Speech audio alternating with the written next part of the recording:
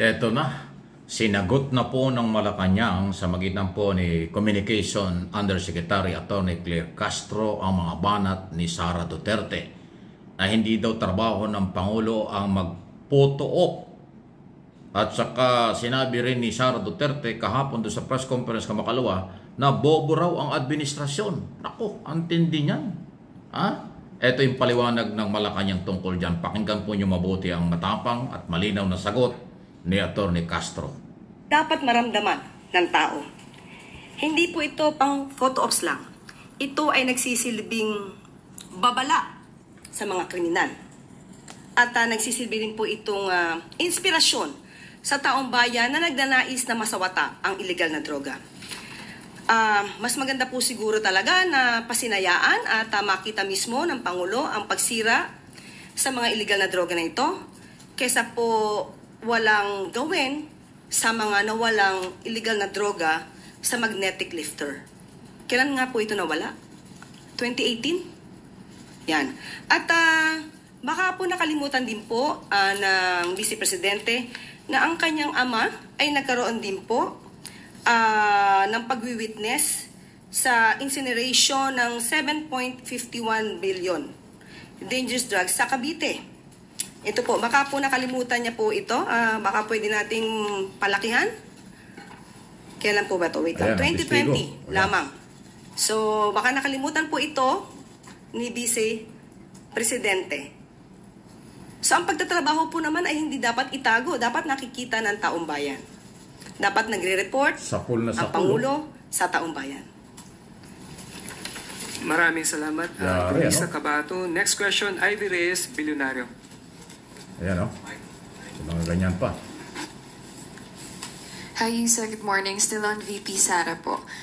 May sagot po siya sa statement ng Palasyo on her overseas trips. Hindi niya raw po alam kung hindi niyo lang naiintindihan or, and I quote, bobo lang talaga yung administrasyon. She also confirmed that her trips are indeed personal but that she never used any government money. And speaking of, yun po. Okay po, nakita po natin kung paano po sumagot ang Vice Presidente. Napaka-emosyonal.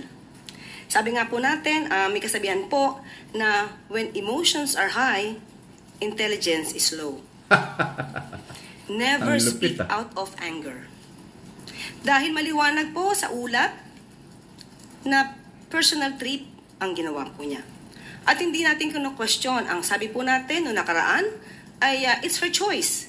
Kung dyan po siya abala sa kanyang private or personal trips with her family. Pero hindi po niya kasi ibinunyag na gagawa siya di umano ng official functions. Magiging magkaiba po yun kung ang sinabi niya po, kahit po sa inyo, sa media, na personal trip, pero meron po pala siyang gagawing official functions. Kasi magkakaroon po dito ng ethical and accountability concerns. Since siya po ay medyo emosyonal, kahapon yata po yun, nabanggit niya nga po na hindi lang ito personal trip. So, ang tanong natin, kung hindi to personal trip, sana ay naging tapat siya sa pagsasabi kung ano ba ang dahilan ng kanyang pagpunta sa Australia at hindi naman ito tututulan ng administrasyon. At ginamit niya ang OVP Facebook. Ito ay parte ng gobyerno pero pang personal trip. So magkakaroon po talaga ng confusion, conflict of interest. At ngayon, na inamin niya, sinabi niya na siya ay nagtatrabaho bilang Vice Presidente, lumabas siya ng bansa, kailangan na po siyang mag-ulat sa bayan. Ano ang ginawa niya sa Australia? Sapul na sapul. Ano ang naging resulta ng kanyang official function sa pagganap sa kanyang official functions Totoo yan. Sa Australia? At kailangan din niya pong iulat sa taong bayan kung sino yung mga kasama niya at kung lahat ba ng kasama niya ay pinunduhan lamang niya. Kasi po naging official functions ang sabi niya. Talagang kailangan niya na pong mag-ulat. Correct. Kung private or personal trip po yan, hindi naman po talaga kinakailangan niyang iulat kung anong ginawa niya. So dapat may result po na maganda sa bansa yung kanyang paglakbay o kanyang mga paglalakbay sa iba't ibang bansa. Ayun, oh. Antindi. Ang hirap nga. Litaw na litaw yung pagiging abogado ni nito nga si Attorney Claire Castro, Undersecretary. Totoo yun. Pag pinagsama mo yung official visit kaysa sa personal, mahirap yun. Ang problema, inamin ni Sara doon sa press conference na siya ay personal na biyahe, pero meron din siya doon nagtatrabaho rin kahit nasa labas. O di pinagsama niya. Ay pag gumagastos ka ng pera ng bayan, merong accomplishment report yan. Kung saan mo ginamit, paano mo ginamit. Ano yung lakad mo sa abroad. Para ma-justify yung paggastos ng pera ng bayan, ginamit mo yung pera sa tama. Kung personal yung perang ginastos mo dyan, di walang pakialam ang gobyerno. Pero yun po yung talaga ang authority ng gobyerno at obligasyon sa gobyerno.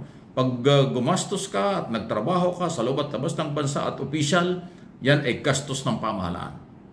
Accommodation, travel expenses, lahat yan. Merong yan per day na pinag-usapan Halimbawa, $300 per day kasama ang hotel. Halimbawa, $200 yung transportation plus yung ticket na aeroplano back and forth. Libre lahat yan.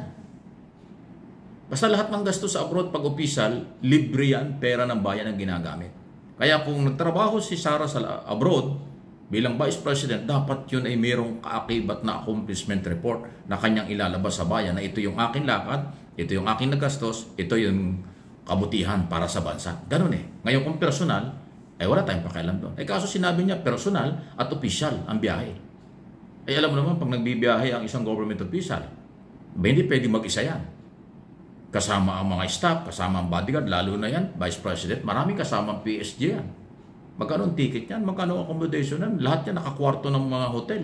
Hindi naman sa turo-turong hotel yan. Sa mga 5-star hotel naka-check-in yan. Kung gastos sa sarili, wala tayong pakialam doon. Again, kung sa gobyerno, meron tayong obligasyon. Meron siyang obligasyon, may karapatan ng tao hanapin niyo. Yun ang sinasabi ni Castro. Doon sa issue naman ng photo op, ayan, pinakita tuloy. Totoo naman, ng panahon, walang presidente sa ating bansa hindi nagpapapoto, photo op, picture, sa ebidensya, accomplishment, lahat yun. Kahit sino, hindi pwedeng walang picture. Tinitira niya si Pangulong Marcos dahil yung doon sa Tarlac at saka yung tungkol sa PDEA, tungkol sa mga illegal drugs. Na nakumpis ka, bakit daw may photo op? Hindi daw trabaho ng presidente magpa-picture, magpa-photo op. Ginawa ng kanyang ama yun Bakit wala siya sinabi? Yan ang mahirap. Pag hindi inaral ang sinasabi at ginagawa, may komplikasyon yan. Sisipa yan. At pag may paliwanag na nakakaintindi ng sitwasyon, under the law at proseso, mabubuo. Ngayon magagalit dahil ang dating tinitira. Hindi tinitira, pinapaliwanag lang ang tama. Mali si Inday Sara dyan kung ganyan ang kanyang ginagawa. Pinakita yung picture na yung kanyang ama. May photo op din. Nagpa-picture din sa harap ng ebidensya related sa drugs. Wala naman talaga. Hindi naman talaga pwedeng itago yun Normal lang yun.